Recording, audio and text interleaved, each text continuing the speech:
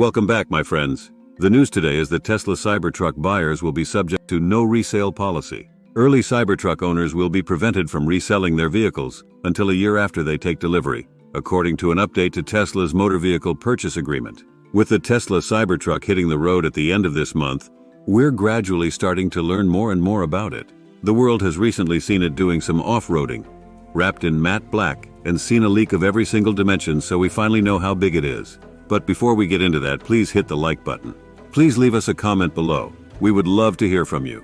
Please hit the subscribe button and the bell icon so that you are notified of upcoming videos. And before we continue, a word from the sponsor of this video. Today's sponsor is ProWorldNet.com.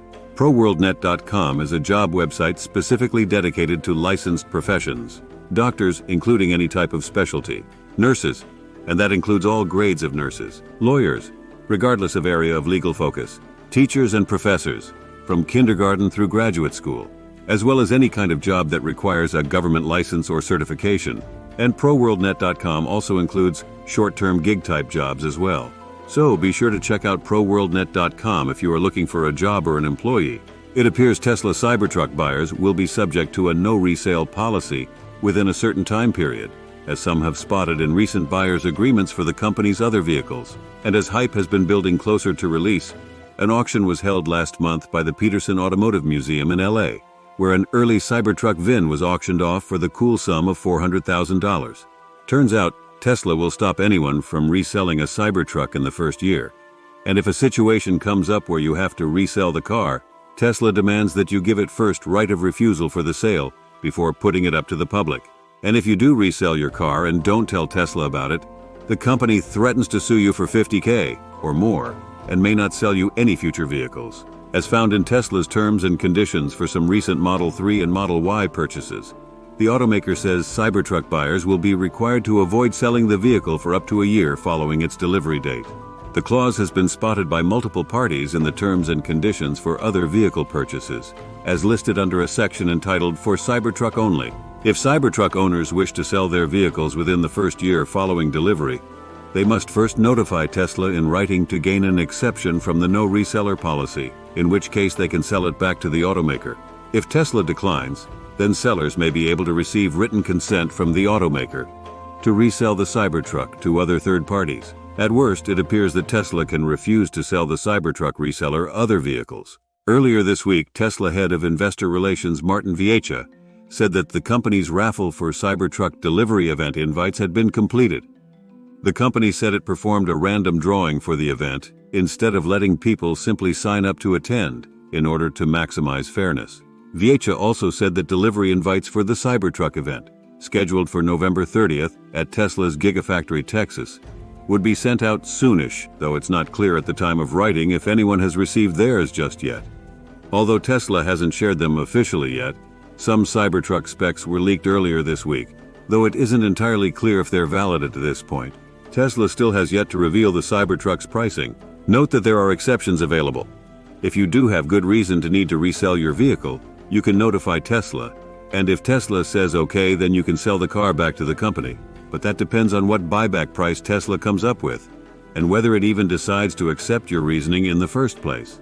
Tesla is no stranger to having popular vehicles that resell for well over sticker price on release. Several of Tesla's previous vehicles have trickled out onto the road in limited numbers at first, with early owners having the chance to resell them for much more than they paid. Some of these early models have ended up being bought by other automakers, presumably for reverse engineering purposes. And we could see that being the case with the Cybertruck, which has many aspects that are a departure from traditional vehicle manufacturing, which will certainly be of interest to other automakers. And it does make for a more chaotic release, with buyers scrambling to try to get an early car and scalp it for profits, and low VIN cars that traditionally have more problems ending up in the hands of people who paid way too much and who don't have a pre-existing relationship with the company. Tesla tried to control this with the Model 3 release, with the first several months of vehicles going to employees rather than the public, and the first public cars mainly going to people who already had a Tesla, were close to the factory, and who had camped out overnight to reserve one. So there are certainly reasons that companies might want to place some limits on early cars. And despite that, this might seem legally unenforceable at first glance. These sorts of clauses are actually relatively common in the rare car world. For example, Wrestler John Cena was one of the first to get a Ford GT in 2017, but resold the car within a few months in violation of a clause in Ford's purchase agreement disallowing resale for 2 years. Ford sued him, and the case ended up being settled with an apology by Cena and donation of proceeds to charity. Ferrari is also notorious for this sort of behavior. To buy Ferrari's limited edition cars, you pretty much need to be on a list of known customers, and the company will refuse to sell cars to certain people for various reasons. Ferrari also has a first right of refusal contract, and may even prevent you from wrapping its cars. We've seen it in EVs and even in EV trucks as well, as the Hummer EV originally had a 12-month no resale provision, later lowered down to 6 months. But those cars are much more expensive and much more limited than the Cybertruck. Clauses like this are a lot rarer with vehicles that are meant to have mass appeal or to sell in large numbers, which Tesla has recently said is the case for Cybertruck. Of particular note is that Tesla says Cybertrucks will first be released in limited quantity. While this seems like it would be true on its face for just about any vehicle, in Tesla's Q3 update, the company said that it currently has production capacity of 125,000 vehicles a year. While it perhaps will take a little time to ramp up to 125K from the start, this sounds like Tesla is promising to deliver 6 figures worth of cars in the next year. So early buyers may not be able to resell their cars until 6 figures worth of cars are out there. Tesla has said that it has over 2 million orders for the Cybertruck. So demand does not seem to be an issue, as it seems to be becoming for Tesla's older models. What do you think? Please hit the like button. Please leave us a comment below. We would love to hear from you. Please hit the subscribe button and the bell icon so that you are notified of upcoming videos. Please share this video on social media. Thank you for watching.